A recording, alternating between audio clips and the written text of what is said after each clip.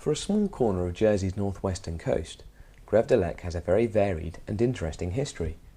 We hope to give you an insight into some of the events and stories which have taken place over the years. During our research, we came across this lovely description of Grève de Lecq in the tourist guide section of the Jersey Times Almanac of 1868, which, although written in a very different style to that of today, remained a true representation of the beautiful and dramatic scenery in this area. The approach to Grève de Lecq is of the most charming description, and the scenery is sometimes equal to that of Wales, and even some parts of Switzerland. It then goes on to recommend the visitor to stroll on the fine sandy beach for some little time, watching the huge waves as they come rolling on, foaming and roaring towards the shore. Grève de Lecq derives its name from grève, meaning a sandy beach scooped out from the foot of the cliffs, which I think is illustrated rather well in this picture from a Jersey calendar of 1979. And Lecq, which is probably from the Norse word meaning creek, referring to the stream which runs through Grève de Lecq. This stream also marks the boundary between the parishes of St. Ouen and St. Mary. To the west of the stream is the Quillet de Léoville in St. Ouen, and to the east is the Vantane du Nord in St. Mary. One of the earliest landmarks to be found in the area is an Iron Age defensive earthworks at Le Cateau de Lecq on the headland to the east of the bay.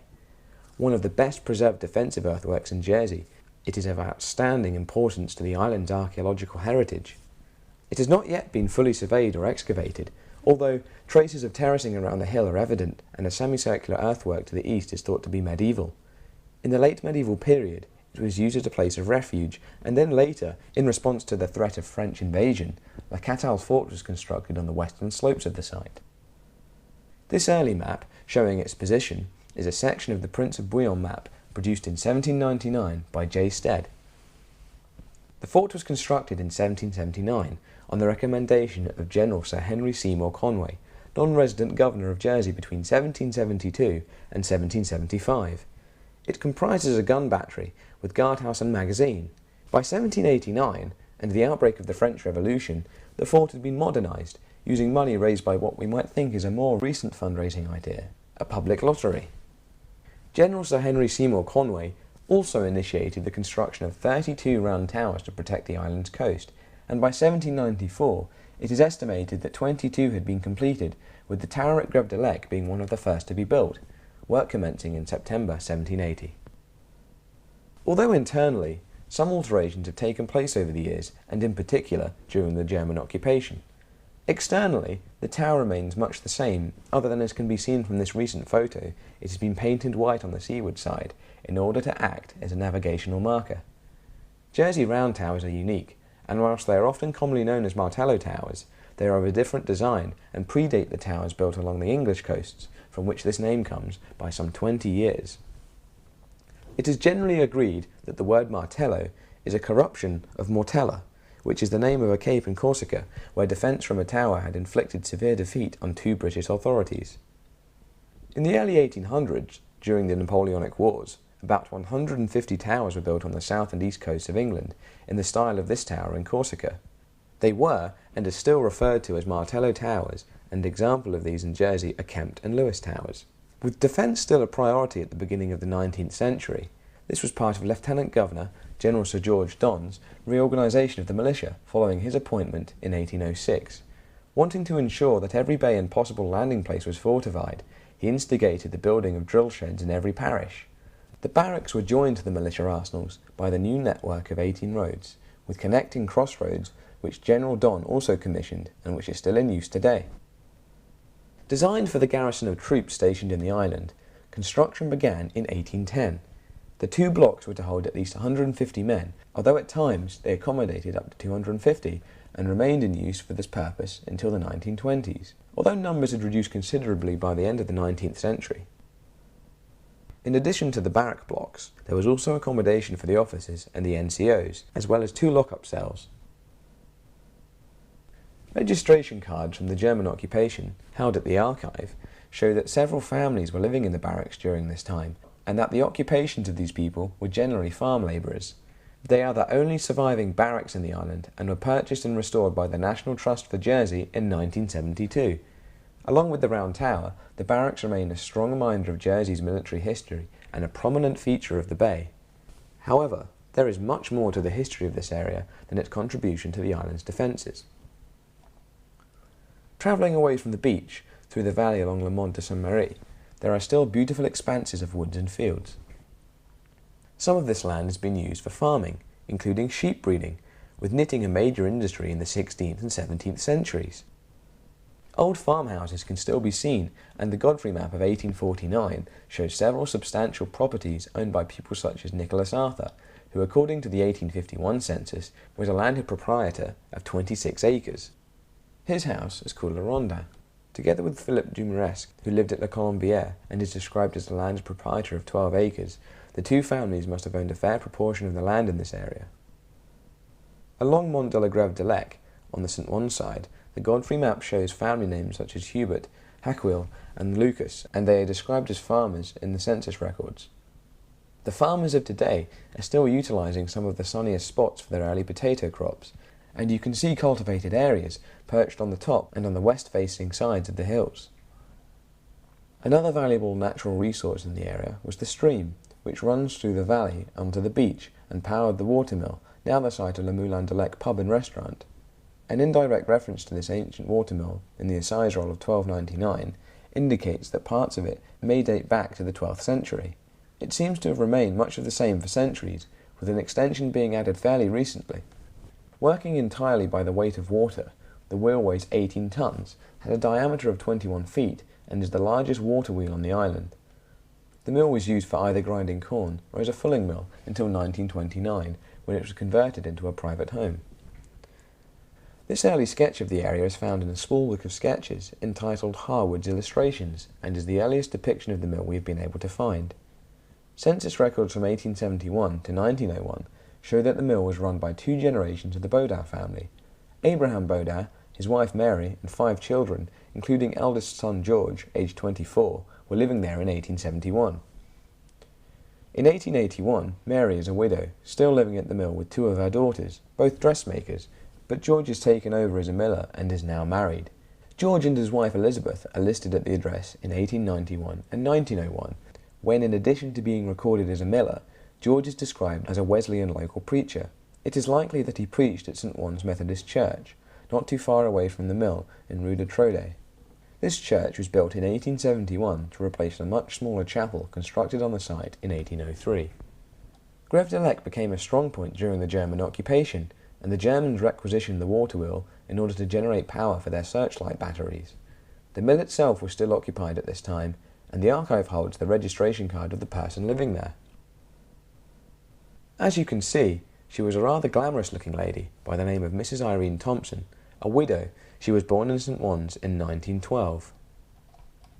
After 1945, a Mr. C.T. Clark ran a tea room from these premises. It was converted into a licensed inn by a Mr. and Mrs. R. Rowland in 1954, and it has been run as a public house ever since. The occupations of people in the Grève de Lecq area during the 19th century were not confined to farming, milling and the military, however. Census records show masons, tailors, sailors, dressmakers and carpenters, amongst others. Then there were those supporting the growing tourist trade, working in the 3 hotels which were established from early as 1833. The first to be built was the Grève de Lecq Hotel, which has since been converted into the Pierre de Lecq Apartments. This picture shows the hotel, probably towards the end of the 1800s, or early 1900s. Earlier than this, in the census of 1851, the hotel is listed as Grève de Lecq House, with a Mr. John Toy from England as hotel keeper. It may have been a fairly small concern at this point, as Mr. Toy appears to be running it along with his wife Mary, and only 2 house servants, and he also has 11 children to look after, with ages ranging from 18 to 1. It appears that during Mr. Toy's time as proprietor of the hotel, however, he had to deal with one very sad incident. The records of Synat's funeral directors give the details of the funeral of a young French boy as follows. 22nd of September, 1852, Albert Desmazer, aged 13 or 14, son of Major Hippolyte, of 10th Regiment Artillery, stationed at Rennes in France, on a visit to the island from school in France, his native place, went with his family and friends from the same lodging house to Grève de Lecq, and then fell 30 feet while climbing rocks.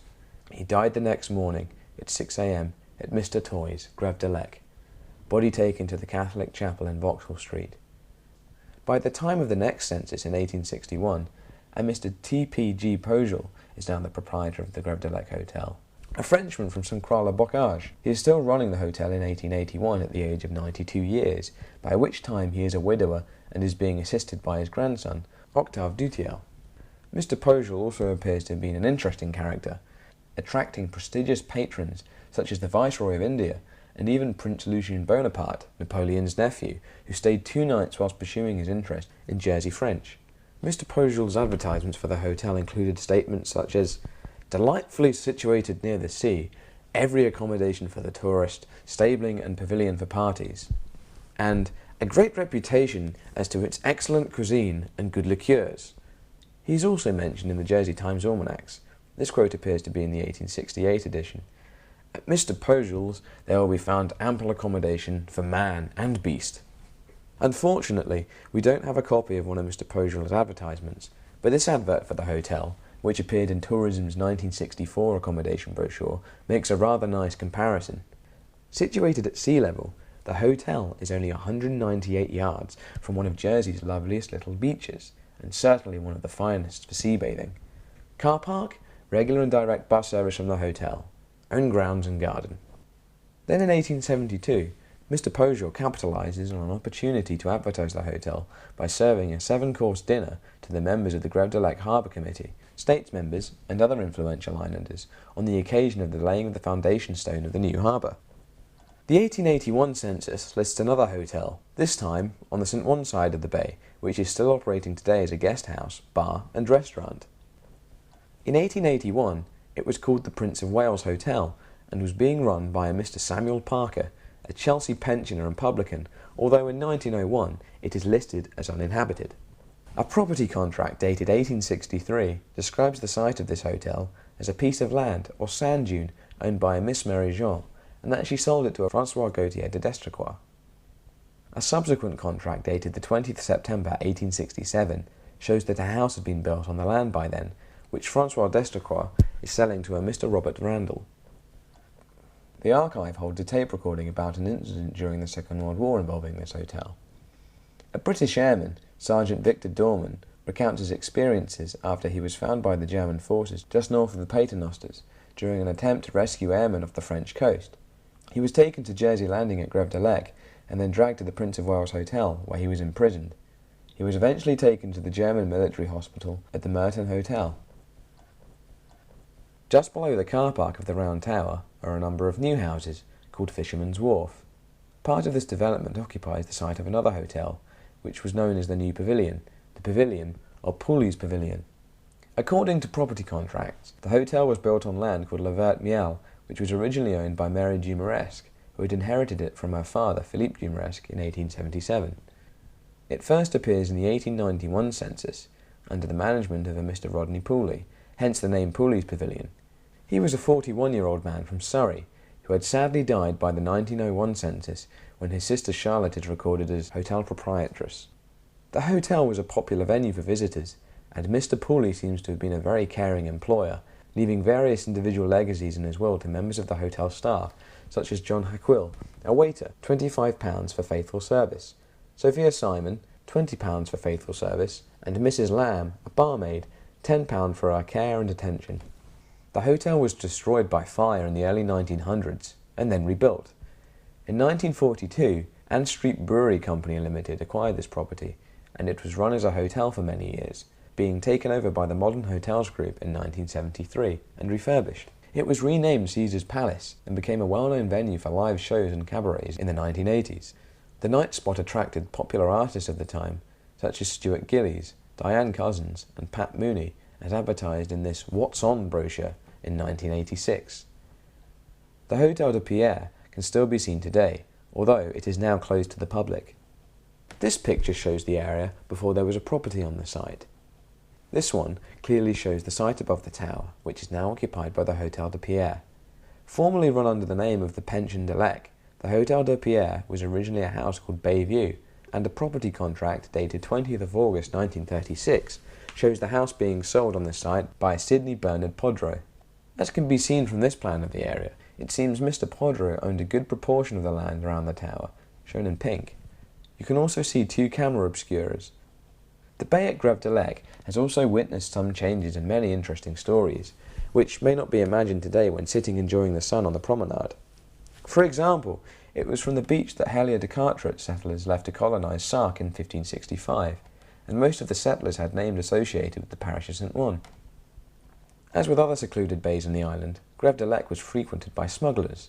A profitable business for centuries, large quantities of French spirits imported by Jersey merchants were taken to England to sell, and big profits could be made smuggling tobacco into both England and France. The pier was started in 1872, after years of planning and deliberation. In fact, we have found a mention of a harbour in a document dated 28th of March 1713, recording the findings of Captain Jacques Lempriere, Captain Edouard Lebrun, Captain Jean Major, and Captain Noé Lacrasse, who have been, at the request of John de Carteret, seigneur of Vachelet de Haut, to Grève de Lecq to view the area for the most convenient place to make a harbour for the use of local people and other navigators. In 1879, not long after the pier was completed, it suffered from storm damage, which resulted in the collapse of 40 yards of it within a week, strewing rubble over the beach where it remained for over a century. We are not sure of when this photo was taken, but it has obviously been eroded further since then, as this is what remains of it now. On a rather sad note, the waiters around the bay have been host to various tragedies over the centuries, including the drowning of a number of soldiers garrisoned at the barracks and 4 local men who were drowned after the boat capsized in 1889. At the turn of the century, tourists were attracted to the bay area by the camera obscura.